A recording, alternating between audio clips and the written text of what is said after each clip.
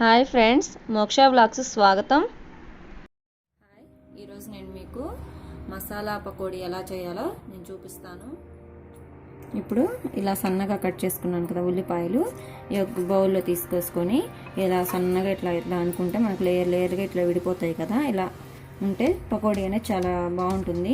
అలాగే నేను 4 పచ్చిమిరకాయలు ఇట్లా సన్నగా పొడుగ్గా కట్ చేసుకున్నాను, అవి కూడా వేసుకున్నాము. తర్వాత వచ్చేసి మనం అల్లం వెల్లుల్లి పేస్ట్ టీ స్పూన్ వేసుకున్నాము. తర్వాత 1/2 టీ స్పూన్ ధనియాల పొడి, కొంచెం 1 టేబుల్ స్పూన్ కారం, రుచికి సరిపడినంత ఉప్పు, 1 టేబుల్ స్పూన్ జీలకర్ర. ఇలా ధనియాలు క్రష్ చేసి పెట్టేసుకున్నాను, అవి టేబుల్ స్పూను.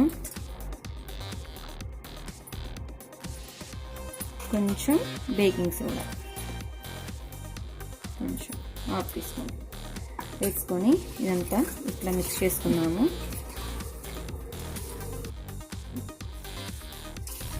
ఇలా మసాలా అంతా ఆనియన్ పట్టేలాగా ఇలా కలుపుకుందాము. కలిసేలాగా 2 మినిట్స్ ఇలా కలిపేసుకుందాము. ఇలా కలుపుకున్న తర్వాత మనం శనగపిండి తీసుకుందాము. కొంచెం ఇలా కలుపుకుందాము. ఇలా కలుపుకున్నాను. ఇది కప్పు పడుతుందండి శనగపిండి. ఇందులో నేను కప్పు శనగపిండి కొంచెం వేసుకుంటా ఇలా కలుపుకున్నాను. కలుపుకున్న తర్వాత ఇందులోనే కొంచెం వాటర్ పోసుకొని కలుపుకోవాలి.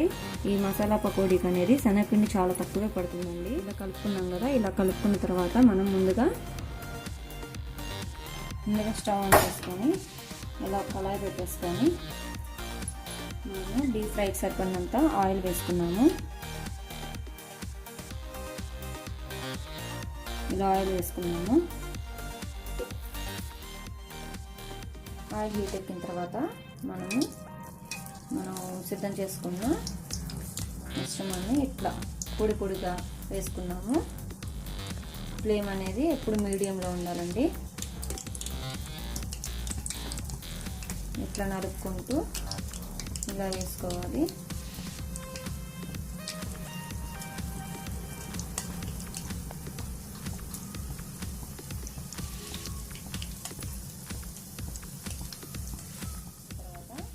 ఇలా చిల్లులు గెరిటతో ఇలా టర్న్ చేసుకోవాలి చక్కగా. ఫ్లేమ్ అనేది ఎప్పుడు మీడియంలోనే ఉండాలండి, లేకపోతే తొందరగా మాడిపోతాయి, లోపల ఉడకకుండా ఉంటుంది. కాబట్టి మనం మీడియంలోనే కుక్ చేసుకున్నాము. ఇలా టర్న్ చేసుకుని ఇలా చక్కగా ఫ్రై అయ్యాయి కదా. ఇప్పుడు ఎన్ని తీసేసుకొని మనం ఒక ప్లేట్లో తీసుకున్నాము. ప్లేట్లో వేసుకున్నాము. మరోసారి మీకు మళ్ళీ చూపిస్తాను.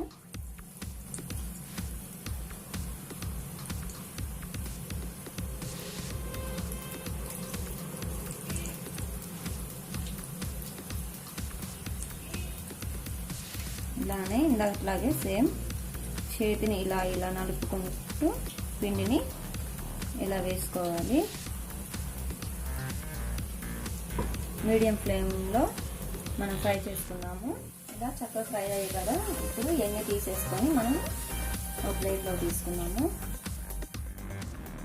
అంతేనండి, మసాలా పకోడీ రెడీ. చాలా సింపుల్గా, ఇది చాలా టేస్టీగా ఉంటుంది. మీకు నచ్చినట్లయితే లైక్ చేయండి, షేర్ చేయండి, అలాగే సబ్స్క్రైబ్ కూడా చేసుకోండి. మీరు ట్రై చేసి మీకు ఎలా వచ్చిందో నాకు కామెంట్లో చెప్పండి.